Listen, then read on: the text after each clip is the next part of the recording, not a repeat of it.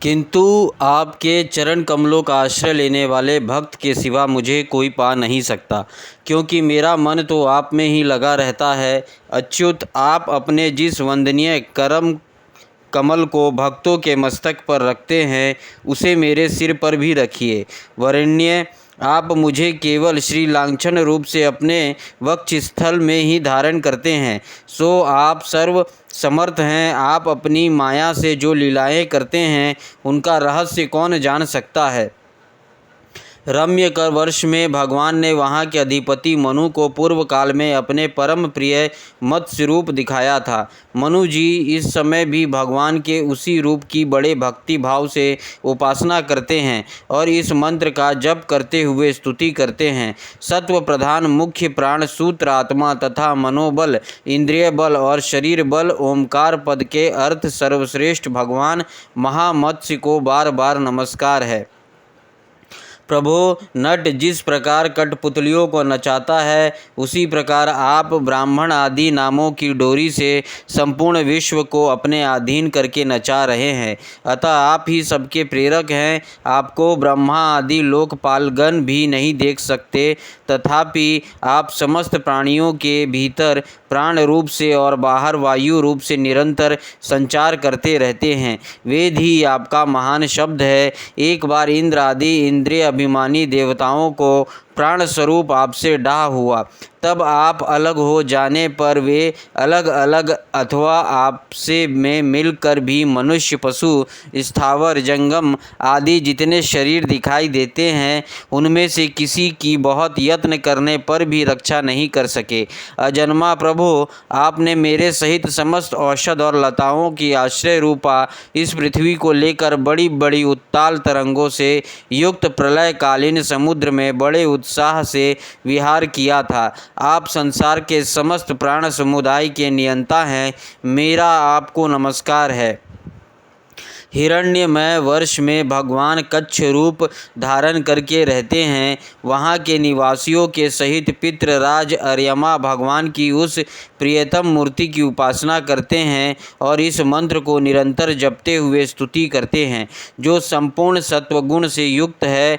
जल में विचरते रहने के कारण जिनके स्थान का कोई निश्चय नहीं है तथा जो काल की मर्यादा के बाहर है, उन ओमकार स्वरूप सर्वव्यापक सर्वोद्धार भगवान कच्छप को बार बार नमस्कार है। भगवान अनेक रूपों में प्रतीत होने वाला यह दृश्य प्रपंच यद्यपि मिथ्या ही निश्चय होता है, इसलिए इसकी वस्तुता कोई संख्या नहीं है, तथापि यह माया से प्रकाशित होने वाला आपका ही रूप है। ऐसे अनिर्वाचनीय रूप आपको मेरा नमस्कार है। एकमात्र आप ही जरायुज, स्वदेज, अंडज, उदिज, जंघम, स्थावर, देवता, ऋषि, पितृगण, भूत, इंद्रिय, स्वर्ग, आकाश, पृथ्वी, पर्वत, नदी, समुद्र, द्वीप, ग्रह और तारा आदि विभिन्न नामों से प्रसिद्ध हैं। आप असंख्य नाम, रूप और आकृतियों से युक्त हैं। कपिल आदि विद्वानों ने जो आपके 24 तत्वों की संख्या निश्चित की है, वह जिस तत्व दृष्टि का उदय होने पर निर्वृत्त हो जाती है, वह भी वस्तुतः आपका ही स्वरूप है। ऐसे सांख्य सिद्धांत स्वरूप आपको मेरा नमस्कार है। उत्तर कुरु वर्ष में भगवान यज्ञ पुरुष वराह मूर्ति धारण करके विराजमान हैं। वहाँ के निवासियों के सहित साक्षात पृथ्वी देवी उनकी अविचल भक्ति भाव से उपासना करती और इस परम उत्कृष्ट मंत्र का जप करती हुई स्तुति करती है, जिनका तत्व मंत्रों से जाना जाता है। जो यज्ञ और कृत रूप तथा बड़े बड़े यज्ञ जिनके अंग हैं, उनके ओमकार स्वरूप शुक्ल कर्ममय त्रियुग मूर्ति पुरुषोत्तम भगवान वराह को बार बार नमस्कार है। ऋत्वज गण जिस प्रकार अरण्य रूप काष्ठ खंडों में छिपी हुई अग्नि को मंथन द्वारा प्रकट करते हैं, उसी प्रकार कर्म आसक्ति एवं कर्म फल की कामना से छिपे हुए जिनके रूप को देखने की इच्छा से परम प्रवीण पंडित जन अपने विवेक युक्त मन रूप मंथन काष्ठ से शरीर एवं इंद्रियों को बिलो डालते हैं। इस प्रकार मंथन करने पर अपने स्वरूप को प्रकट करने वाले आपको नमस्कार है। विचार तथा यम नियम आदि योग अंगों के साधना से जिनकी बुद्धि निश्चय आत्मिका हो गई है, वे महापुरुष द्रव्य क्रिया हेतु अयन ईर्ष काल और कर्ता आदि माया के कार्यों को देखकर जिनके वास्तविक स्वरूप का निश्चय करते हैं, ऐसे मायिक आकृतियों से रहित आपको बार बार नमस्कार है। जिस प्रकार लोहा जड़ होने पर भी चुंबक की सानिधि मात्र से चलने फिरने लगता है, उसी प्रकार जिन सर्व साक्षी की इच्छा मात्र से जो अपने कार्य लिए नहीं बल्कि समस्त प्राणियों के लिए होती है, प्रकृति अपने गुणों के द्वारा जगत की उत्पत्ति स्थिति और प्रलय करती रहती है, ऐसे संपूर्ण गुणों एवं कर्मों के साक्षी आपको नमस्कार है। आप जगत के कारणभूत आदि सुकर हैं। जिस प्रकार एक हाथी दूसरे हाथी को पछाड़ देता है, उसी प्रकार गजराज के समान क्रीड़ा करते हुए आप युद्ध में अपने प्रतिद्वंदी हिरण्याक्ष दैत्य को दलित करके मुझे अपनी दाढ़ों की नोक पर रख कर रसातल से प्रलय पायोधि के बाहर निकले थे। मैं आप सर्वशक्तिमान प्रभु को बार बार नमस्कार करती हूँ। 19वां अध्याय किम पुरुष और भारतवर्ष का वर्णन। श्री सुखदेव जी कहते हैं, राजन, किम पुरुष वर्ष में श्री लक्ष्मी जी के बड़े भाई आदि पुरुष सीता हृदय अभिराम भगवान श्री राम के चरणों की सानिधि के रसिक परम भागवत श्री हनुमान जी अन्य किन्नरों के सहित अविचल भक्ति भाव से उनकी उपासना करते हैं।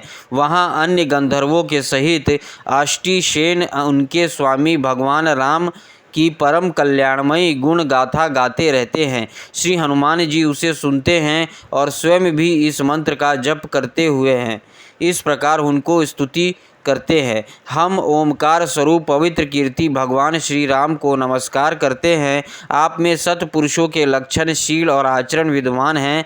आप बड़े ही संयत चित्त लोक आराधन तत्पर साधुता की परीक्षा के लिए कसौटी के समान और अत्यंत ब्राह्मण भक्त हैं। ऐसे महापुरुष महाराज राम को हमारा पुनः पुनः प्रणाम है। भगवान, आप विशुद्ध बोध स्वरूप अद्वितीय अपने स्वरूप के प्रकाश से गुणों के कार्य रूप जाग्र आदि संपूर्ण अवस्थाओं का निराश करने वाले सर्व अंतरात्मा परम शांत शुद्ध बुद्धि से ग्रहण किए जाने योग्य नाम रूप से रहित और अहंकार शून्य हैं। मैं आपकी शरण में हूँ। प्रभो, आपका मनुष्य अवतार केवल राक्षसों के वध के लिए ही नहीं, इसका मुख्य उद्देश्य तो मनुष्यों को शिक्षा देना है।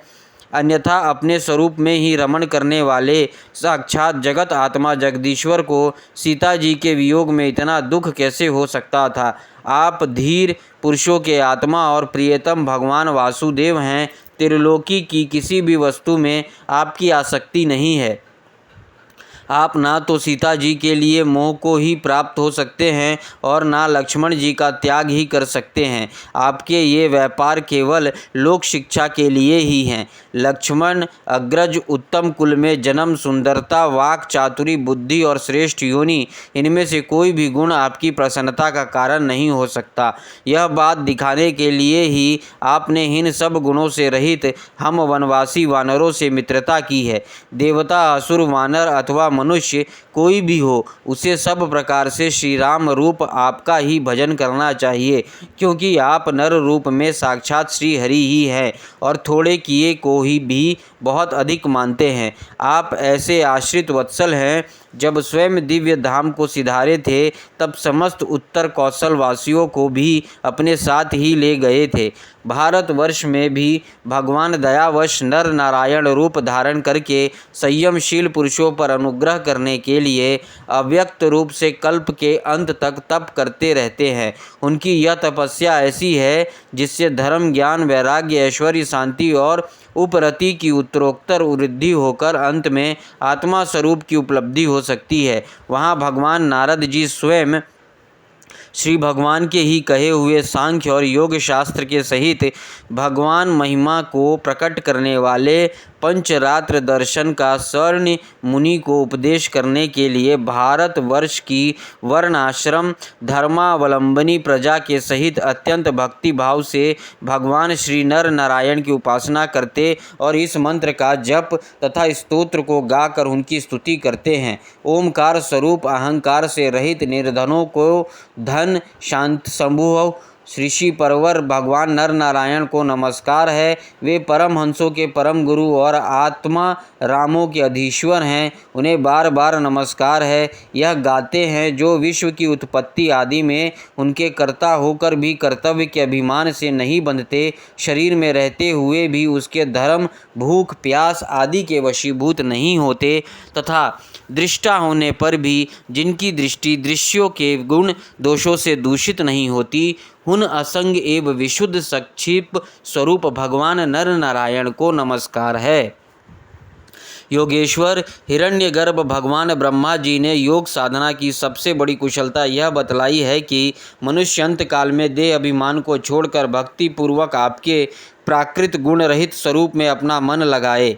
लौकिक और परलौकिक भोगों के लालची मूढ़ पुरुष जैसे पुत्र स्त्री और धन की चिंता करके मौत से डरते हैं, उसी प्रकार यदि विद्वानों को भी इस निंदनीय शरीर के छूटने का भय ही बना रहा तो उसका जन प्राप्ति के लिए किया हुआ सारा प्रयत्न केवल श्रम ही है।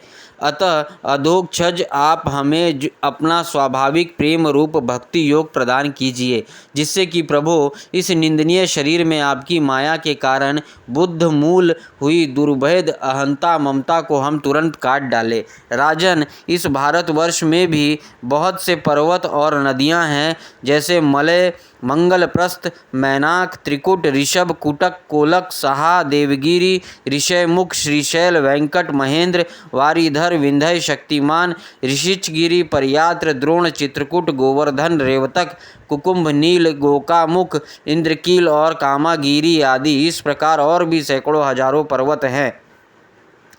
उनके तट प्रांतों से निकलने वाले नद और नदियां भी अगणित है। ये नदियां अपने नामों से ही जीव को पवित्र कर देती है और भारतीय प्रजा इन्हीं के जल में स्नान आदि करती है। उनमें से मुख्य मुख्य नदियां ये हैं: चंद्रवासा, ताम्रपाणी, अवटोदा, कृतमाला, वैहायसी, कावेरी, वैनी, पयस्वनी, शंकरावर्ता, तुंगाभद्रा, कृष्णा, वेन्या, भीमरथी, गोदावरी, निर्विंध्या, पयोष्णी, तापी, रेवा, सुरसा, नर्मदा, चर्मणवती, सिंधु, अंध और शोण नाम के नद महानदी, वेद स्मृति, ऋषिकुल्या, त्रिसामा, कौशिकी, मंदाकिनी, यमुना, सरस्वती, दृशधती, गोमती, सरयू, रोदस्वती, सप्तवती, सुषोमा, शतुद्रु, चंद्रभागा, मरुट, वृधा, वित्सता, आसक्री और विश्वा। इस वर्ष में जन्म लेने वाले पुरुषों को ही अपने किए हुए सात्विक, राजस और तामस कर्मों के अनुसार क्रमशः नाना प्रकार के दिव्य मानुष और नार की योनियां प्राप्त होती है, क्योंकि कर्म अनुसार सब जीवों को सभी योनियां प्राप्त हो सकती है। इसी वर्ष में अपने अपने वर्ण के लिए नियत किए हुए धर्मों का विधिवत अनुष्ठान करने से मोक्षता की प्राप्ति हो सकती है। परीक्षित संपूर्ण भूतों के आत्मा राग आदि दोषों से रहित अनिर्वाचनीय निराधार परमात्मा भगवान वासुदेव में अनन्य एवं अहेतुक भक्ति भाव ही यह मोक्ष पद है। यह भक्ति भाव तभी प्राप्त होता है जब अनेक प्रकार की गतियों को प्रकट करने वाली अविद्या रूप हृदय की ग्रंथि कट जाने पर भगवान के प्रेमी भक्तों का संग मिलता है। देवता भी भारतवर्ष में उत्पन्न हुए मनुष्यों की इस प्रकार महिमा गाते हैं: आहा, जिन जीवों ने भारतवर्ष में भगवान की सेवा के योग्य मनुष्य जन्म प्राप्त किया है, उन्होंने ऐसा क्या पुण्य किया है अथवा इन पर स्वयं श्री हरि ही प्रसन्न हो गए हैं। इस परम सौभाग्य के लिए जो निरंतर हम भी तरसते रहते हैं। हम बड़े कठोर यज्ञ, तप, व्रत और दान आदि करके जो यह तुच्छ स्वर्ग का अधिकार प्राप्त हुआ है, इससे क्या लाभ है। यहाँ तो इंद्रियों के भोगों की अधिकता के कारण स्मृति शक्ति छिन जाती है, अतः कभी श्री नारायण के चरण कमलों की स्मृति होती ही नहीं।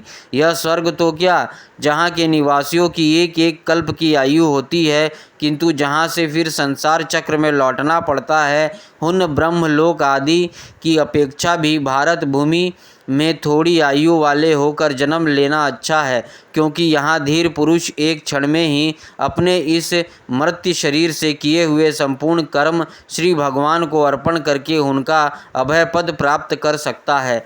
जहाँ भगवत कथा की अमृतमयी सरिता नहीं बहती, जहाँ उसके उद्गम स्थान भगवत भक्त साधु जन निवास नहीं करते और जहाँ नृत्य गीत आदि के साथ बड़े समारोह से भगवान यज्ञ पुरुष की पूजा अर्चना नहीं की जाती, वह चाहे ब्रह्मलोक ही क्यों ना हो, उसका सेवन नहीं करना चाहिए।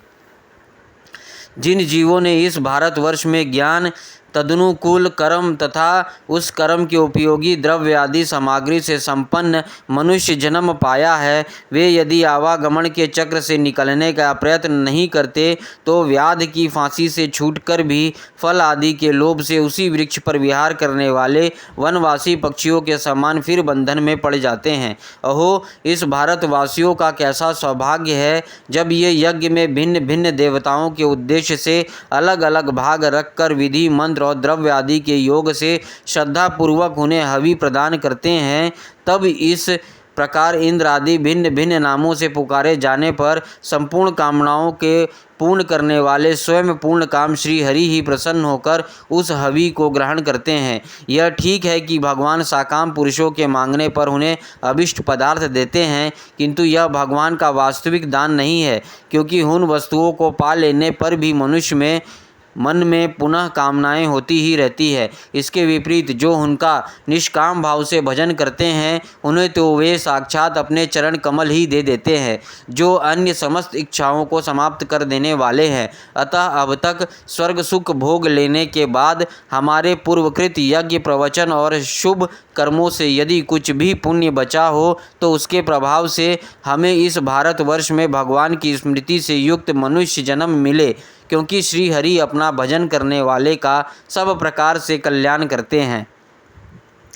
श्री सुखदेव जी कहते हैं, राजन, राजा सगर के पुत्रों ने अपने यज्ञ के घोड़े को ढूंढते हुए इस पृथ्वी को चारों ओर से खोदा था। उससे जम्बू द्वीप के अंतर्गत ही 8 उपद्वीप और बन गए, ऐसे कुछ लोगों को कथन है। वे स्वर्ण पस्थल, चंद्र शुक्ल, आवर्तन, रमणक, मंदर, हरिण, 5 जन्य, सिंघल और लंका है। भरत श्रेष्ठ, इस प्रकार जैसे मैंने गुरु मुख से सुना था, ठीक वैसे ही तुम्हें यह जम्बू द्वीप के वर्षों का विभाग सुना दिया। 20वां अध्याय, अन्य 6 द्वीप तथा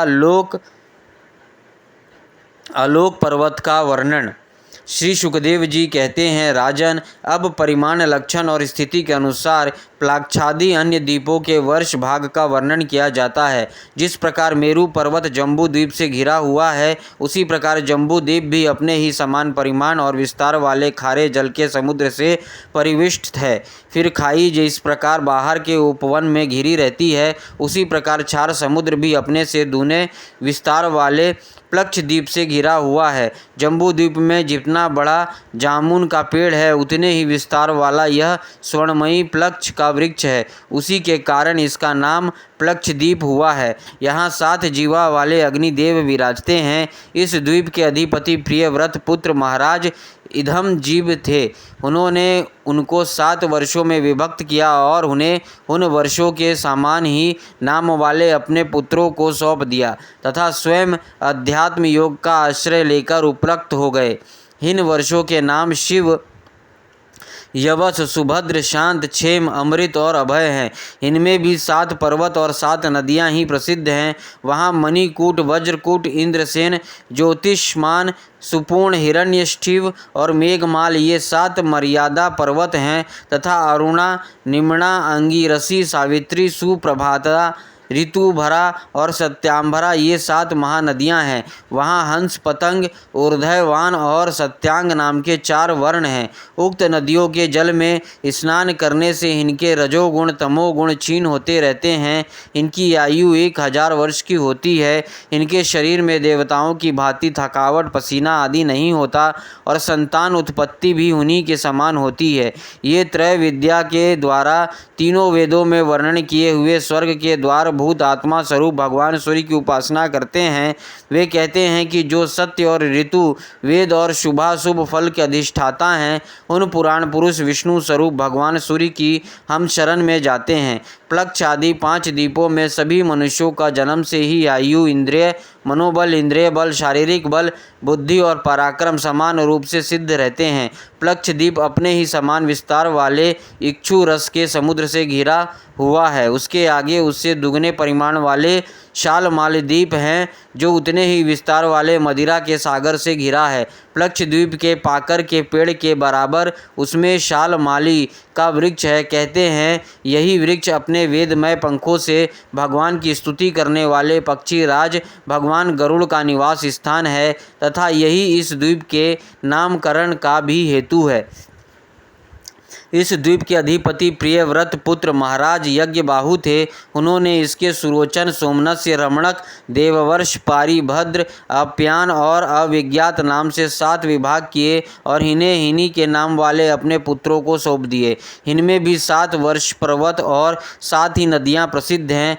पर्वतों के नाम स्वरस, शतरंग, वामदेव, कुंद, मुकुंद, पुष्पवन और सहस्त्रश्रुति है तथा नदियाँ अनुमति, सीनीवाली, सरस्वती, कुहू, रजनी, नंदा और राका है।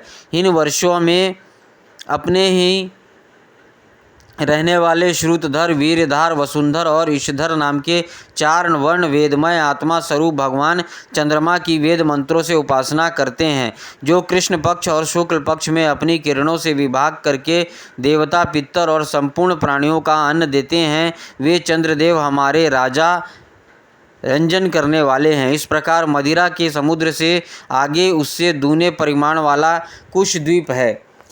पूर्वोक्त द्वीपों के समान यह भी अपने ही समान विस्तार वाले घृत के समुद्र से घिरा हुआ है। इसमें भगवान का रचा हुआ एक कुशों का झाड़ है, उसी से इस द्वीप का नाम निश्चित हुआ है। वह दूसरे अग्निदेव के समान अपने कोमल शिखाओं की कांति से समस्त दिशाओं को प्रकाशित करता रहता है। राजन, इस द्वीप के अधिपति प्रियव्रत पुत्र महाराज हिरण्यरेता थे। उन्होंने इसके 7 विभाग करके उनमें से एक एक अपने 7 पुत्र वसुदान, दृढ़रुचि, नाभि, गुप्त, स्तुव्रत, विव्यक्त और वामदेव को भी दिया और स्वयं तप करने वाले गए। उनकी सीमाओं का निश्चय करने वाले 7 पर्वत हैं और 7 ही नदियां हैं। पर्वतों के नाम चक्र, चतुर्शंग, कपिल, चित्रकूट, देवनी के ऊर्ध्वरमा और द्रविण हैं। नदियों के नाम हैं रसकुल्या, मधुकुल्या, मित्रवंदा, श्रुतविंदा, देवगर्भा, धुत्वेच और मंत्रमाला। इनके जल में स्नान करके कुशद्वीपवासी कुशल, कोविद, अभियुक्त और कुल के वर्ण के पुरुष अग्नि स्वरूप भगवान हरि का यज्ञ आदि कर्म कौशल के द्वारा पूजन करते हैं। अग्नि, आप परम ब्रह्म को साक्षात हवि पहुँचाने वाले हैं, अतः भगवान के अवधूत देवताओं के यज्ञ द्वारा आप उन परम पुरुष का ही यज्ञ करें। राजन, फिर घृत समुद्र से आगे उससे द्विगुण परिमाण वाले कौच द्वीप हैं। जिस प्रकार कुश द्वीप धृत समुद्र से घिरा हुआ है, उसी प्रकार यह अपने ही समान विस्तार वाले दूध के समुद्र से घिरा हुआ है। यहाँ कौच नाम का एक बहुत बड़ा पर्वत है, उसी के कारण इसका नाम कौच द्वीप हुआ है। पूर्व काल में श्री स्वामी कार्तिकेय जी शस्त्र पहाड़ से इसका कटी प्रदेश और लता निकुंज आदि छत विछत हो गए थे, किंतु क्षीर समुद्र से सींचा जाकर और वरुण देव से सुरक्षित होकर यह फिर निर्भय हो गया। इस द्वीप के अधिपति प्रियव्रत पुत्र महाराज धृतपृष्ठ थे। वे बड़े ज्ञानी थे।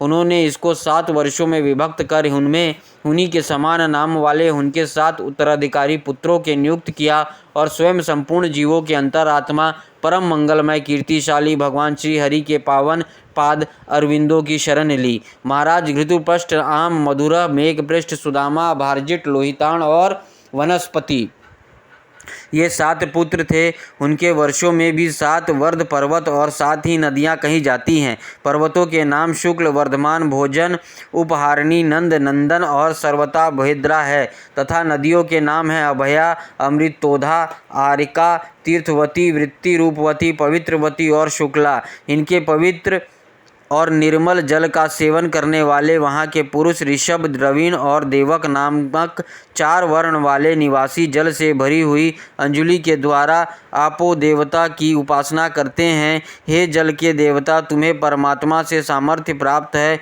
तुम भू, भुवः और स्वः तीनों लोकों को पवित्र करते हो, क्योंकि स्वरूप से ही पापों का नाश करने वाले हो। हम अपने शरीर से तुम्हारा स्पर्श करते हैं, तुम हमारे अंगों को पवित्र करो। इस प्रकार क्षीर समुद्र से आगे उसके चारों ओर 32 लाख योजन विस्तार वाला शाक द्वीप है, जो अपने ही समान परिमाण वाले मट्ठे के समुद्र से घिरा हुआ है। इसमें शाक नाम का एक बहुत बड़ा वृक्ष है, वही इस क्षेत्र को नाम का करण है। उसकी अत्यंत मनोहर सुगंध से सारा द्वीप महकता रहता है। मेघअतिथि नामक उसके अधिपति भी राजा प्रियव्रत के ही पुत्र थे। उन्होंने भी अपने द्वीप को 7 वर्षों में विभक्त किया और उनमें उन्हीं के समान नाम वाले अपने पुत्र पुरोज, मनोज, पावमान, ध्रुमानी के चित्ररेफ, बहुरूप और विश्वधार को अधिपति रूप से नियुक्त कर स्वयं भगवान अनंत में दत्तचित्त हो तपोवन को चले गए। हिन वर्षा में भी 7 मर्यादा पर्वत और 7 नदियां ही हैं। पर्वतों के नाम ईशान, उर्शंग, बलभद्र, शतकेसर, सहस्त्र स्तोत्र, देवपाल और महानस हैं तथा नदियां अनंधा, अर्युदा, उभयस्पृष्टि, अपराजिता, पचपदी, सहस्त्र स्तुति और निर्जधृति है। उसे वर्ष के ऋतुव्रत, सत्यव्रत, दानव्रत और अनुव्रत नाम का पुरुष प्राणमय द्वारा अपने रजोगुण तमोगुण की छीन कर महान समाधि के द्वारा वायु रूप श्रीहरि की आराधना करते हैं, जो प्राण आदि वृत्ति रूप अपनी ध्वजा के सहित प्राणियों के भीतर प्रवेश करके उनका पालन करते हैं तथा संपूर्ण दृश्य जगत जिनके अधीन है, वे साक्षात अंतर्यामी वायु भगवान हमारी रक्षा करे। इस तरह मट्ठे के समुद्र से आगे उसके चारों ओर उसके दुगने विस्तार वाला पुष्कर द्वीप है। वहाँ चारों ओर से अपने ही समान विस्तार वाले मीठे जल के समुद्र से घिरा है। वहाँ अग्नि की शिखा के समान दे दीप्यमान लाखों स्वर्णमय पाखंडियों वाला एक बहुत बड़ा घड़ा पुष्कर है, जो ब्रह्मा जी का आसन माना जाता है। उस द्वीप के बीचों बीच उसकी पूर्वीय और पश्चिमी विभागों की मर्यादा निश्चित करने वाला मान सरोवर नाम का एक ही पर्वत है। यह 10,000 योजन ऊंचा और उतना ही लंबा है। इसके ऊपर चारों दिशाओं में इंद्र आदि लोकपालों की 4 पुरियां हैं। इन पर मेरु पर्वत के चारों ओर घूमने वाले सूर्य के रथ का सवत स्वरूप पहिया देवताओं के दिन और रात अर्थात उत्तरायण और दक्षिणायन के क्रम से सर्वदा घूमता रहता है। उस द्वीप का अधिपति प्रियव्रत पुत्र वतिहोत्र भी अपने पुत्र रमणक और धातकी को दोनों वर्षों को अधिपति बनकर स्वयं अपने बड़े भाइयों के समान भगवत सेवा में ही तत्पर रहने लगा था। वहाँ के निवासी ब्रह्मरूप भगवान हरि को ब्रह्म श्लोक आदि की प्राप्ति करने वाले कर्मों से आराधना करते हुए इस प्रकार स्तुति करते हैं, जो साक्षात कर्म फल स्वरूप हैं और एक परमेश्वर में ही जिनकी पूर्ण स्थिति है तथा जिनकी सब लोग पूजा करते हैं। ब्रह्म ज्ञान के साधन रूप हुन आदित्य और शांत स्वरूप ब्रह्म मूर्ति भगवान को मेरा नमस्कार है। श्री सुखदेव जी कहते हैं, राजन, इसके आगे लोक नाम का पर्वत है। यह पृथ्वी के सब और सूर्य आदि के द्वारा प्रकाशित अप्रकाशित प्रदेशों के बीच में उनका विभाग करने के लिए स्थित है। मेरु से लेकर मानसरोवर पर्वत तक जितना अंतर है, उतनी ही भूमि शुद्धोदक समुद्र की ओर से है। उसके आगे स्वर्णमयी भूमि है, जो दर्पण के समान स्वच्छ है। इससे घिरी हुई कोई वस्तु फिर नहीं मिलती, इसलिए वहाँ देवताओं के अतिरिक्त और कोई प्राणी नहीं रहता। लोक का लोक पर्वत सूर्य आदि से प्रकाशित और अप्रकाशित भूभाग के बीच में इसका नाम बड़ा पड़ा है। इस परमात्मा ने त्रिलोकी के बाहर उसके चारों ओर सीमा के रूप में स्थापित किया है। यह इतना ऊंचा और लंबा है कि इसके एक ओर से 3 लोकों का प्रकाशित करने वाली सूर्य से लेकर ध्रुव पर्वत समस्त ज्योतिमंडल की किरणें दूसरी ओर नहीं जा सकती। विद्वानों ने प्रमाण, लक्षण और स्थिति के अनुसार संपूर्ण लोकों का उतना ही विस्तार बतलाया है। यह समस्त भूगोल 50 करोड़ योजन है। इसकी चौथाई भाग इसके ऊपर चारों दिशाओं में समस्त संसार के गुरु स्वयंभू श्री ब्रह्मा जी ने संपूर्ण लोकों की स्थिति के लिए ऋषभ, पुष्कर, चूड़, वामन और अपराजित नाम के 4 गजराज नियुक्त किए हैं। इन दिग्गजों की ओर अपने अंश स्वरूप इंद्र आदि लोकपालों की विविध शक्तियों की वृद्धि तथा समस्त लोकों के कल्याण के लिए परमेश्वर की अधिपति सर्व अंतर्यामी परम पुरुष श्री हरि अपने वृषकेशन आदि पार्षदों के सहित इस पर्वत पर सब और विराजते हैं। वे अपने विशुद्ध सत्व का जो धर्म, ज्ञान, वैराग्य और ऐश्वर्य आदि 8 महासिद्धियों से संपन्न हैं, धारण किए हुए हैं। उनके कर कमलों में शंख, चक्र आदि आयुध सुशोभित है। इस प्रकार अपनी योग माया से रचे हुए विविध लोकों की व्यवस्था को सुरक्षित रखने के लिए वे इस लीलामयी रूप से कल्प के अंत तक जहाँ सब और रहते हैं, लोकालोक की अंतर्वर्ती भूभाग का जितना विस्तार है, उसी से उसके दूसरी ओर के आलोक प्रदेश के परिमाण की भी व्याख्या समझ लेनी चाहिए। उसके आगे तो केवल योगेश्वरों को ही ठीक ठीक गति हो सकती है।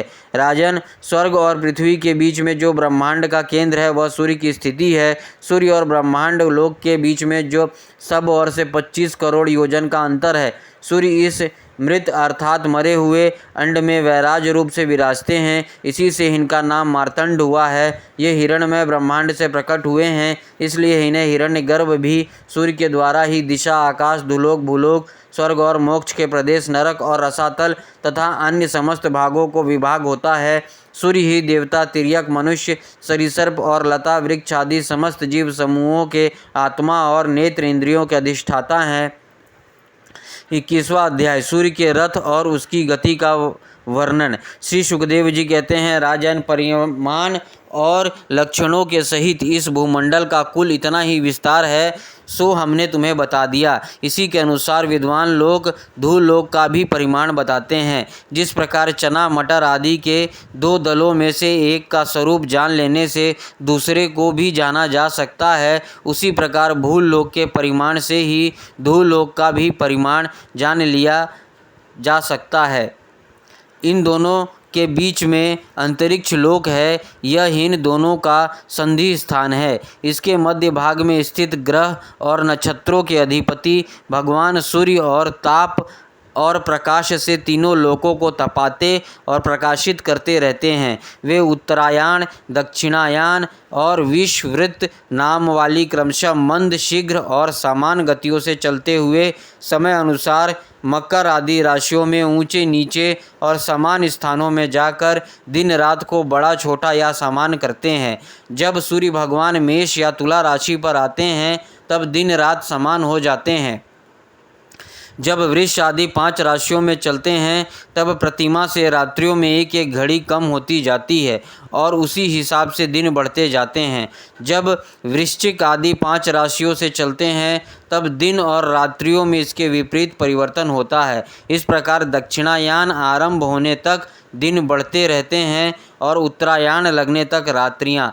इस प्रकार पंडित जन मानसोत्तर पर्वत पर सूर्य की परिक्रमा का मार्ग 9,51,00,000 योजन बताते हैं। उस पर्वत पर मेरु के पूर्व की ओर इंद्र की देवधानी, दक्षिण में यमराज की संयममणि, पश्चिम में वरुण की निम्नलोचनी और उत्तर में चंद्रमा की विभावरी नाम की पुरियां हैं। इन पुरियों में मेरु के चारों ओर समय समय पर सूर्योदय, मध्याह्न, सायकाल और अर्धरात्रि होते रहते हैं। इन्हीं के कारण संपूर्ण जीवों की प्रवृत्ति या निर्वृत्ति होती है। राजन, जो लोग सुमेरु पर रहते हैं उन्हें तो सूर्य देव सदा मध्यकालीन रहकर ही तपाते रहते हैं। वे अपने गति के अनुसार अश्वनी आदि नक्षत्रों की ओर जाते हुए यद्यपि मेरु को बाईं ओर रखकर चलते हैं तो भी सारे ज्योति मंडल को घुमाने वाली निरंतर दाईं ओर बहती हुई प्रवाह वायु द्वारा घुमा दिए जाने से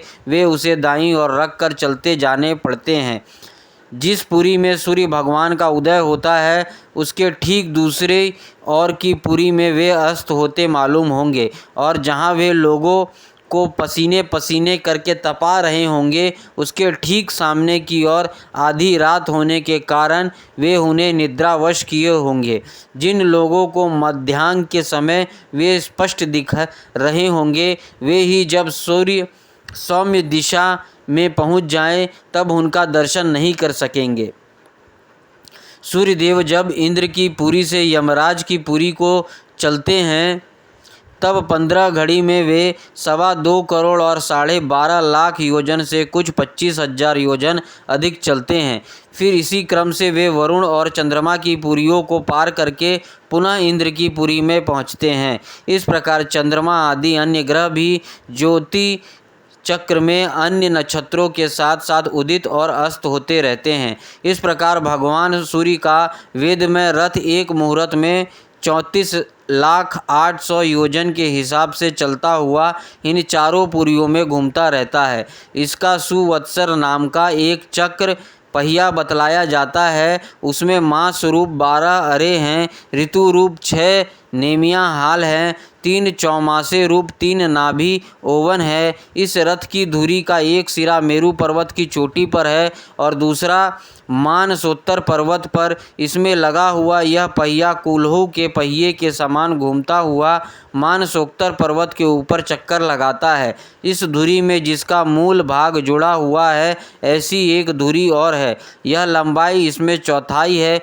उसका ऊपरी भाग तेल यंत्र के धुरे के समान ध्रुव लोक से लगा हुआ है। इस रथ में बैठने का स्थान 36 लाख योजन लंबा और 9 लाख योजन चौड़ा है। इसका जुआ भी 36 लाख योजन ही लंबा है। इसमें अरुण नाम के सारथी ने गायत्री आदि छंदों के नाम से नाम वाले 7 घोड़े जोत रखे हैं। वे ही इस रथ पर बैठे हुए भगवान सूर्य को ले चलते हैं। सूर्य देव के आगे हुनी की ओर मुँह करके बैठे हुए अरुण उनके सारथी का कार्य करते हैं। भगवान सूर्य के आगे अंगूठे के पौरू के बराबर आकार वाले वालखिल्या आदि 60,000 ऋषि स्वस्ति वचन के लिए नियुक्त हैं। वे उनकी स्तुति करते रहते हैं। इनके अतिरिक्त ऋषि, गंधर्व, अप्सरा, नाग, यक्ष, राक्षस और देवता भी, जो कुल मिलाकर 14 हैं, किंतु जोड़े से रहने के कारण 7 गण कहे जाते हैं। प्रत्येक मास में भिन्न भिन्न नामों वाले होकर अपने भिन्न भिन्न कर्मों से प्रत्येक मास में भिन्न भिन्न नाम धारण करने वाले आत्मा स्वरूप भगवान सूर्य की 2-2 मिलकर उपासना करते हैं। इस प्रकार भगवान सूर्य भूमंडल के 9,51,00,000 योजन लंबे घेरे में प्रत्येक क्षण में 2002 योजन की दूरी पार कर लेते हैं। 22वां अध्याय भिन्न भिन्न ग्रहों की स्थिति और गति का वर्णन। राजा परीक्षित ने पूछा, भगवान आपने जो कहा कि यद्यपि भगवान सूर्य राशियों की ओर जाते समय मेरु और ध्रुव को दाईं ओर रखकर चलते मालूम होते हैं, किंतु वस्तुतः उनकी गति दक्षिणावर्त नहीं होती, इस विषय को हमें किस प्रकार समझे। श्री सुखदेव जी ने कहा, राजन, जैसे कुम्हार के घूमते हुए चाक पर बैठकर उसके साथ घूमती हुई चींटी आदि की अपनी गति उससे भिन्न ही है, क्योंकि वह भिन्न भिन्न समय से अपने चक्र के भिन्न भिन्न स्थानों में देखी जाती है।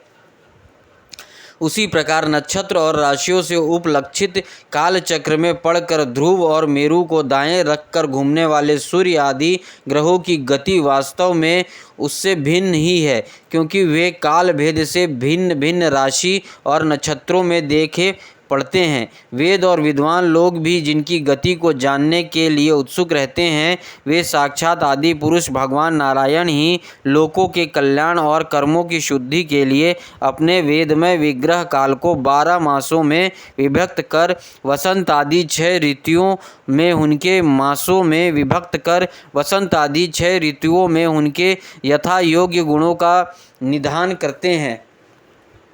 इस लोक में वर्ण आश्रम धर्म को अनुसरण करने वाले पुरुष वेद त्रयी द्वारा प्रतिपादित छोटे बड़े कर्मों से इंद्र आदि देवताओं के रूप में और योग का साधनों से अंतर्यामी रूप में उनका श्रद्धा पूर्वक आराधना करके सुगमता से ही परम पद प्राप्त कर सकते हैं। भगवान सूर्य संपूर्ण लोकों के आत्मा हैं। वे पृथ्वी और भूलोक के मध्य में स्थित आकाश मंडल के भीतर काल चक्र में स्थित होकर 12 मासों को भोगते हैं, जो सुवत्सर अव्याव है और मेष आदि राशियों के नाम से प्रसिद्ध है। इनमें से प्रत्येक मास चंद्रमा से शुक्ल और कृष्ण 2 पक्ष की, पितृ मान से 1 रात और 1 दिन का तथा सौर मान से 2.25 नक्षत्र का बताया जाता है। जितने काल में सूर्य देव इस संवत्सर का 6ठा भाग भोगते हैं, उसका वही अव्यय ऋतु कहा जाता है। आकाश में भगवान सूर्य का जितना मार्ग है, उसका आधा वे जितने समय में पार कर लेते हैं, उसे एक अयन कहते हैं, तथा जितने समय में वे अपनी मंद तीव्र और समान गति से स्वर्ग और पृथ्वी मंडल के सहित पूरे आकाश का चक्कर लगा जाते हैं, उसे अवनांतर भेद से सवत्सर, परिवत्सर, इड़ावत्सर, अनुवत्सर अथवा वत्सर कहते हैं। इसी प्रकार सूर्य की किरणों से 1,00,000 योजन ऊपर चंद्रमा है। इसकी चाल बहुत तेज है, इसलिए वह सब नक्षत्रों से आगे रहता है। यह सूर्य के 1 वर्ष के मार्ग को 1 मास में, 1 मास के मार्ग को 2.25 दिन में और एक पक्ष मार्ग को 1 ही दिन में तय कर लेता है। यह कृष्ण पक्ष में क्षीण होती हुई कलाओं से पितृगण के और शुक्ल पक्ष में बढ़ती हुई कलाओं से देवताओं के दिन रात का विभाग करता है तथा 30-30 मुहूर्त में एक नक्षत्र को पार करता है।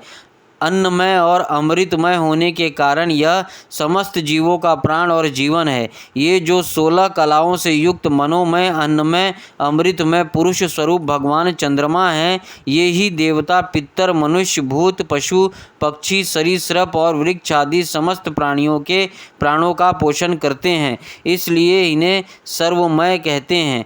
चंद्रमा से 3,00,000 योजन ऊपर अभिजीत के सहित 28 नक्षत्र हैं। भगवान ने इन्हें काल चक्र में नियुक्त कर रखा है, अतः ये मेरु की दाईं ओर रख कर घूमते रहते हैं। इनमें 2,00,000 योजन ऊपर शुक्र दिखाई देता है। यह सूर्य की शीघ्र मंद और समान गतियों के अनुसार उन्हीं के समान कभी आगे, कभी पीछे और कभी साथ साथ रहकर चलता है। यह वर्षा करने वाला ग्रह है, इसलिए लोक को प्रायः सर्वदा ही अनुकूल रहता है। इसकी गति ऐसी अनुमान होता है कि यह वर्षा रोकने वाले ग्रहों को शांत कर देता है। शुक्र की गति के साथ साथ बुध की भी व्याख्या हो गई। शुक्र के अनुसार ही बुध की गति भी समझ लेनी चाहिए। यह चंद्रमा का पुत्र शुक्र से 2,00,000 योजन ऊपर है। यह प्रायः मंगलकारी ही है, किंतु जब सूर्य की गति का उल्लंघन करके चलता है तब बहुत अधिक आंधी, बादल और सूखे के भय की सूचना देता है। इससे 2,00,000 योजन ऊपर मंगल है। वह यदि वक्र गति से ना चले तो एक राशि को 3 पक्ष में भोगता हुआ 12 राशियों को पार करता है। यह अशुभ ग्रह है और प्रायः अमंगल का सूचक है। इसके ऊपर 2,00,000 योजन की दूरी पर भगवान बृहस्पति जी हैं। वे यदि वक्र गति से ना चले तो एक राशि को एक वर्ष में भोगते हैं। ये प्रायः ब्राह्मण कुल के लिए अनुकूल रहते हैं। बृहस्पति 2,00,000 योजन ऊपर शनिश्चर दिखाई देते हैं। ये 30-30 महीने तक एक राशि में रहते हैं, अतः इन्हें सब राशियों को पार करने में 30 वर्ष लग जाते हैं।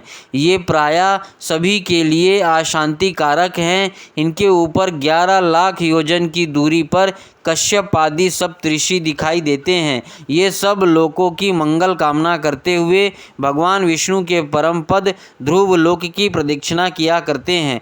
23वां अध्याय शिशुमार चक्र का वर्णन। श्री सुखदेव जी कहते हैं, राजन, सप्तऋषियों से 13,00,000 योजन ऊपर ध्रुव लोक है। इसे भगवान विष्णु का परम पद कहते हैं। यहाँ उत्तानपाद के पुत्र परम भगवत भक्त ध्रुव जी विराजमान हैं। अग्नि, इंद्र, प्रजापति, कश्यप और धर्म, ये सब एक साथ अत्यंत आदरपूर्वक इनकी प्रदक्षिणा करते रहते हैं। अब भी कल्प पर्यंत रहने वाले लोक इन्हीं के आधार स्थित हैं।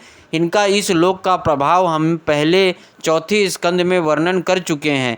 सदा जागते रहने वाले अव्यक्त गति भगवान काल के द्वारा जो ग्रह, नक्षत्र आदि ज्योतिर्गण निरंतर घुमाए जाते हैं, भगवान ने ध्रुव लोक को ही उन सबके आधार स्तंभ रूप से नियुक्त किया है।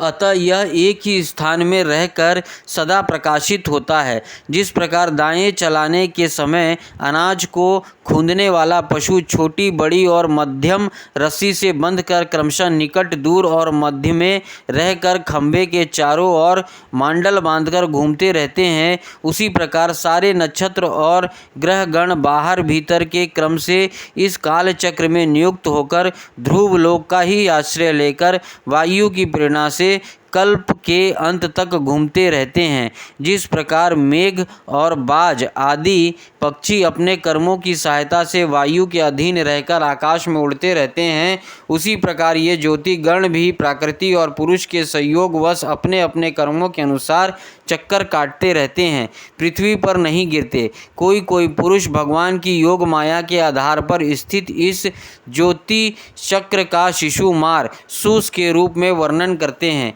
यह शिशु मार कुंडली मारे हुए हैं और इसका मुख नीचे की ओर है। इसके पूंछ के सिरे पर ध्रुव स्थित है।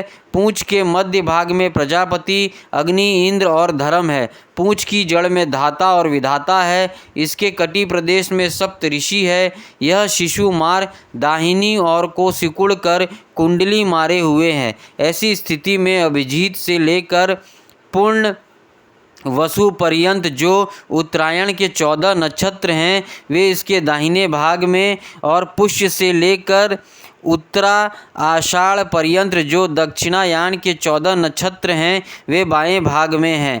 लोक में भी जब शिशु मार कुंडला आकार होता है तब उसके दोनों ओर के अंगों की संख्या समान रहती है। इसी प्रकार यह नक्षत्र संख्या में भी समानता है। इनकी पीठ में अजीवथी, मूल, पूर्वाषाढ़ा और उत्तराषाढ़ा नाम के 3 नक्षत्रों का समूह है, और उधर में आकाश गंगा है।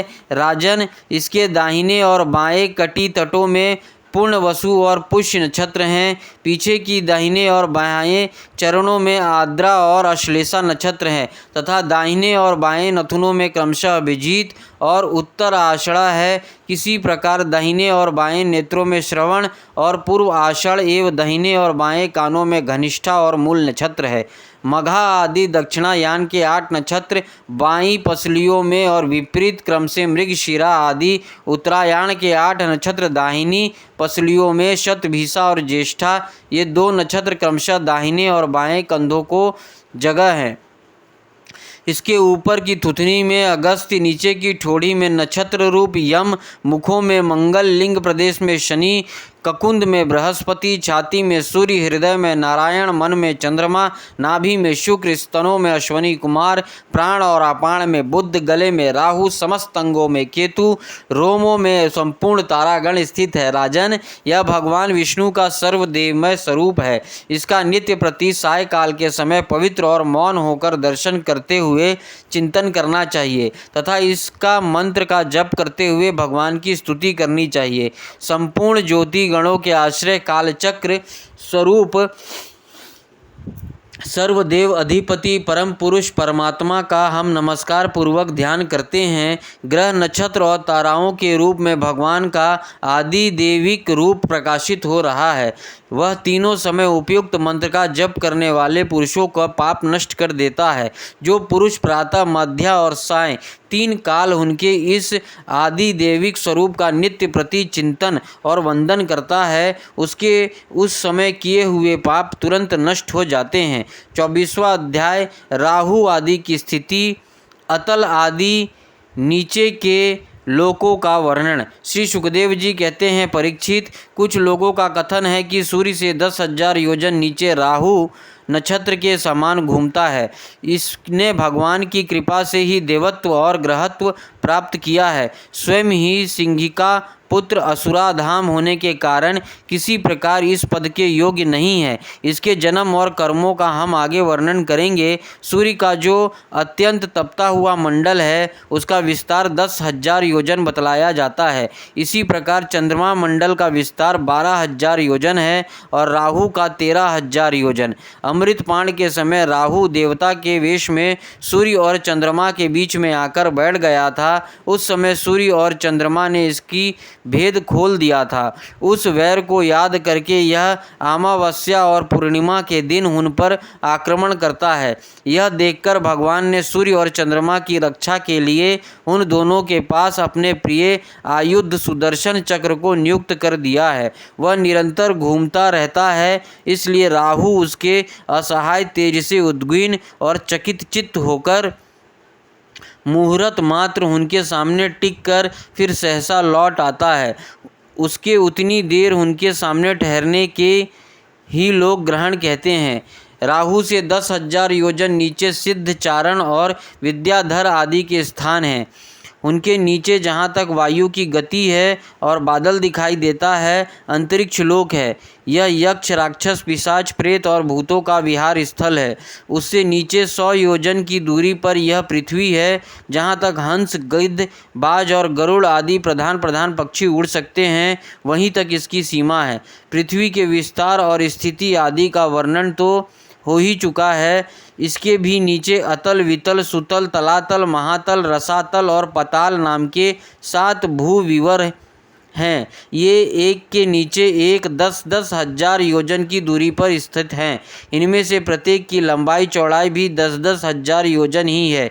ये भूमि में बिल भी एक प्रकार के स्वर्ग ही है। इनमें स्वर्ग से भी अधिक विषय भोग, ऐश्वर्य, आनंद और संतान सुख और धन संपत्ति है। यहाँ के वैभवपूर्ण भवन, उद्यान और क्रीड़ा स्थल में दैत्य, दानव और नाग तरह तरह की मायामयी क्रीड़ाएँ करते हुए निवास करते हैं। वे सब गृहस्थ धर्म का पालन करने वाले हैं। उनकी स्त्री, पुत्र, बंधु बांधव और सेवक लोग उनसे बड़ा प्रेम रखते हैं और सदा प्रसन्नचित्त रहते हैं। उनके भोगों में बाधा डालने की इंद्र आदि में भी सामर्थ्य नहीं है। महाराज, इन बिलों में मायावी महादानव की बनाई हुई अनेकों पुरियां शोभा से जगमगा रही हैं, जो अनेक जाति की सुंदर सुंदर श्रेष्ठ मणियों से रचे हुए चित्र विचित्र भवन, परकोटे, नगर द्वारा, संभा भवन, मंदिर, बड़े बड़े आंगन और ग्रहों से सुशोभित है तथा जिनकी कृत्रिम भूमियाँ पर नाग और असुरों के जोड़े एवं कबूतर, तोता और मैना आदि पक्षी किलोल करते रहते हैं।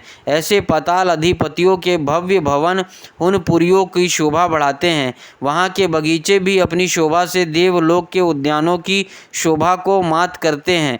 उनमें अनेकों वृक्ष हैं, जिनकी सुंदर डालियाँ फल फूलों के गुच्छे और कोमल कपोलों के भार से झुकी रहती है तथा जिन्हें तरह तरह की लताओं ने अपने अंग पाश से बांध रखा है। वहाँ जो निर्मल जल से भरे हुए अनेकों जलाशय हैं, उनमें विविध विहंगों के जोड़े विलास करते रहते हैं। इन वृक्षों और जलाशयों की सुषमा से वे उद्यान बड़ी शोभा पा रही है। इन जलाशयों में रहने वाली मछलियां जब खिलवाड़ करती हुई उछलती हैं, तब उनका जल हिल उठता है। साथ ही जल के ऊपर उगे हुए कमल, कुमुद, कुवलमय, कुहर, नील कमल, लाल कमल और शतपत्र कमल आदि के समुदाय भी हिलने लगते हैं। इन कमलों के वनों में रहने वाले पक्षी अविराम क्रीड़ा कौतुक करते हुए भांति भांति की बड़ी मीठी बोली बोलते रहते हैं, जिसे सुनकर मन और इंद्रियों को बड़ा ही आह्लाद होता है। उस समय समस्त इंद्रियों में उत्सव छा जाता है। वहाँ सूर्य का प्रकाश नहीं जाता, इसलिए दिन रात आदि काल विभाग को भी कोई खटका नहीं है। वहाँ के संपूर्ण अंधकार को बड़े बड़े नागों के मस्तकों की मणियाँ ही दूर करती हैं। इन लोकों के निवासी जिन औषधि, रस, रसायन, अन्न, पान और स्नान आदि का सेवन करते हैं, वे सभी पदार्थ दिव्य होते हैं। इन दिव्य वस्तुओं की सेवन से उन्हें मानसिक और शारीरिक रोग नहीं होते तथा झुर्रियाँ पड़ जाना, बाल पक जाना, बुढ़ापा आ जाना, देह का कांतिहीन हो जाना, शरीर में दुर्गंध आना, पसीना चूना, थकावट अथवा शिथिलता आना तथा आयु के साथ शरीर की अवस्थाओं का बदलना, ये कोई विकार नहीं होते। वे सदा सुंदर, स्वस्थ, जवान और शक्ति संपन्न रहते हैं। उन्हें पुण्य पुरुषों की भगवान के तेज रूप सुदर्शन चक्र के सिवा और किसी साधना से मृत्यु नहीं हो सकती। सुदर्शन चक्र के तो आते ही भय के कारण असुर मणियों के गर्भ स्त्राव और गर्भपात हो जाता है। अतल लोक में माया दानव का पुत्र असुर बल रहता है। उसने 96 प्रकार की माया रची है। उनमें से कोई कोई आज भी मायावी पुरुषों में पाई जाती है। उसने एक बार जम्भाई ली थी। उस समय उसके मुख से सवेरणी, केवल अपने वर्ण के पुरुषों से रमण करने वाली, कामिनी, अन्य वर्णों के पुरुषों से भी समागम करने वाली, और पुंचली, अत्यंत चंचल स्वभाव वाली 3 प्रकार की स्त्रियां उत्पन्न हुई हैं। ये उस लोक में रहने वाले पुरुषों को हाटक नाम का रस पिलाकर संभोग भोग करने में समर्थ बना लेती है और फिर उनके साथ अपनी हाव भावमयी चितवन, प्रेममयी मुस्कान, प्रेम लाप और आलिंगन आदि के द्वारा यथेष्ट रमन करती है। उसके हाटक रस को पीकर मनुष्य मंदाद सा हो जाता है और अपने को 10,000 हाथियों के समान बलवान समझकर मैं ईश्वर हूँ, मैं सिद्ध हूँ, इस प्रकार बढ़ बढ़कर बातें करने लगता है। उसके नीचे वितल लोक में भगवान हाटकेश्वर नामक महादेव जी अपने पार्षद भूतगणों के सहित रहते हैं। वे प्रजापति की सृष्टि के वृद्धि के लिए भवानी के साथ विहार करते रहते हैं। उन दोनों के तेज से वहाँ हाटकी नाम की एक श्रेष्ठ नदी निकली है। उसके जल को वायु से प्रज्वलित अग्नि बड़े उत्साह से पीता है। वहाँ जो हाटक नाम का सोना थूकता है, उसमें बने हुए आभूषणों के दैत्य राजों के अंतपुरों में स्त्री पुरुष सभी धारण करते हैं। वितल के नीचे सुतल लोक है, उसमें महायशस्वी पवित्र कीर्ति विरोचन पुत्र बलि रहते हैं। भगवान ने इंद्र का प्रिय करने के लिए आदिति के गर्भ से वटु वामन रूप में अवतीर्ण होकर उनसे तीनों लोक छीन लिए थे। फिर भगवान की कृपा से ही उनका इस लोक में प्रवेश हुआ। यहाँ उन्हें जैसे उत्कृष्ट संपत्ति मिली हुई है, वैसे इंद्र आदि के पास भी नहीं है। अतः वे उन्हें पूज्य तम प्रभु की अपनी धर्म उच्चारण द्वारा आराधना करते हुए यहाँ आज भी निर्भयता पूर्वक रहते हैं। राजन, संपूर्ण जीवों के नियंता एवं आत्मा स्वरूप परमात्मा भगवान वासुदेव जैसे पूज्यतम पवित्रतम पात्र के आने पर उन्हें परम श्रद्धा और आदर के साथ स्थिर चित्त से दिए हुए भूमि दान को यह कोई मुख्य फल नहीं है कि बलि को सूतल लोक का ऐश्वर्य प्राप्त हो गया। यह ऐश्वर्य तो अनित्य है, किंतु वह भूमि दान तो साक्षात मोक्ष को ही द्वार है। भगवान का तो छींकना, गिरने और फिसलने के समय विवश होकर एक बार नाम लेने से भी मनुष्य सहसा कर्म बंधन को काट देता है, जबकि मुमुक्षु लोग इस कर्म बंधन को योग साधन आदि अन्य अनेकों उपायों को आश्रय लेने पर बड़े कष्ट से कहीं काट पाते हैं। अतएव अपने संयमी भक्त और ज्ञानियों को स्वरूप प्रदान करने वाले और समस्त प्राणियों के आत्मा श्री भगवान को आत्मा भाव से किए हुए भूमि दान का यह फल नहीं हो सकता। भगवान ने यदि बलि को उसके सर्वस्व दान के बदले अपनी विस्मृति करने वाला यह मायामय भोग और ऐश्वर्य ही दिया, तो उन्होंने उस पर यह कोई अनुग्रह नहीं किया। जिस समय कोई और उपाय ना देखकर भगवान ने याचना के छल से उसको त्रिलोकी का राज्य छीन लिया और उसके पास केवल उसका शरीर मात्र ही शेष रहने दिया, तब वरुण के पाशों में बांधकर पर्वत की गुफा में डाल दिए जाने पर उसने कहा था, खेद है, यह ऐश्वर्यशाली इंद्र विद्वान होकर भी अपना सच्चा स्वार्थ सिद्ध करने में कुशल नहीं है। इसने संपत्ति लेने के लिए अनन्य भाव से बृहस्पति जी को अपना मंत्री बनाया, फिर भी उनकी अवहेलना करके इसने श्री विष्णु भगवान से उनका दास्य ना मांगकर उनके द्वारा मुझसे अपने लिए ये भोग ही मांगे। ये तीनों लोग तो केवल एक मनवंतर के ही रहते हैं, जो अनंत काल का एक अवयव मात्र है। भगवान के केकर्य के आगे भला इन तुच्छ भोगों का क्या मूल्य है। हमारे पितामह प्रहलाद जी ने भगवान के हाथों अपने पिता हिरण्यकश्यपु के मारे जाने पर प्रभु की सेवा का ही वर मांगा था। भगवान देना भी चाहते थे तो भी उनसे दूर करने वाला समझकर उन्होंने अपने पिता का निष्कंटक राज्य लेना स्वीकार नहीं किया। वे बड़े महान अनुभव थे। मुझ पर तो ना भगवान की कृपा ही है और ना मेरी वासनाएं ही शांत हुई हैं। फिर मेरे जैसा कौन पुरुष उनके पास पहुंचने पर साहस कर सकता है। राजन, इस बलि का चरित्र हम आगे विस्तार से कहेंगे। अपने भक्तों के प्रति भगवान का हृदय दया से भरा रहता है। इसी से अखिल जगत के परम पूजनीय गुरु भगवान नारायण हाथ में गदा लिए सूतल लोक में राजा बलि के द्वार पर सदा उपस्थित रहते हैं। एक बार जब दिग्विजय करता हुआ घमंडी रावण वहां पहुंचा, तब उसे भगवान ने अपने पैर के अंगूठे के ठोकर से ही लाखों योजन दूर फेंक दिया था। सूतल लोक से नीचे तलातल है। वहाँ त्रिपुर अधिपति दानवराज मय रहता है। पहले तीनों लोकों को शांति प्रदान करने के लिए भगवान शंकर ने उसके तीनों पूर्व भस्म कर दिए थे। फिर उन्हीं को कृपा से उसे वह स्थान मिला। वह मायावियों का परम गुरु है, महादेव जी के द्वारा सुरक्षित है, इसलिए उसे सुदर्शन चक्र से भी कोई भय नहीं है। वहाँ के निवासी उसका बहुत आदर करते हैं।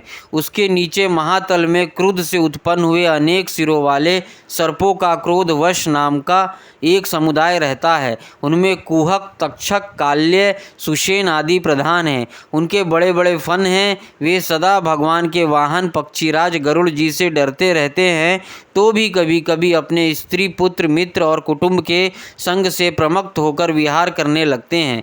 उसके नीचे रसातल में पणि नाम के दैत्य और दानव रहते हैं। ये निवात, कवच, काले और हिरण्यपुरवासी भी कहलाते हैं। इनको देवताओं से विरोध है। ये जन्म से ही बड़े बलवान और महान साहसी होते हैं, किंतु जिनका प्रभाव संपूर्ण लोकों में फैला हुआ है, उन श्रीहरि के तेज से क्ला अभिमान चूर्ण हो जाने के कारण ये सर्पों के समान लुक छिपकर रहते हैं तथा इंद्र की दूती शर्मा के कहे हुए मंत्र वर्ण रूप वाक्य के कारण सर्वदा इंद्र से डरते रहते हैं। रसातल के नीचे पाताल है। वहाँ शंख, कुलिक, महाशंख, श्वेत, धनंजय, धृतराष्ट्र, शंखचूक्र, कंबल, अश्वतर और देवदत्त आदि बड़े क्रोधी और बड़े बड़े फनों वाले नाग रहते हैं। इनमें वासुकी प्रधान है। उनमें से किसी के 5, किसी के 7, किसी के 10, किसी के 100 और किसी के 1000 सिर हैं। उनके फनों की दमकती हुई मणियाँ अपने प्रकाश से पाताल लोक को सारा अंधकार नष्ट कर देती है। 25वां अध्याय श्री संकर्षण देव का विवरण और स्तुति। श्री सुखदेव जी कहते हैं, राजन, पाताल लोक के नीचे 30,000 योजन की दूरी पर अनंत नाम से विख्यात भगवान की तामसी नित्य कला है। यह अहंकार रूपा होने से दृष्टा और दृश्यों को खींचकर एक कर देती है। इसलिए पंचरात्र आगम के अनुयायी भक्तजन इसे संकर्षण कहते हैं। इन्हें भगवान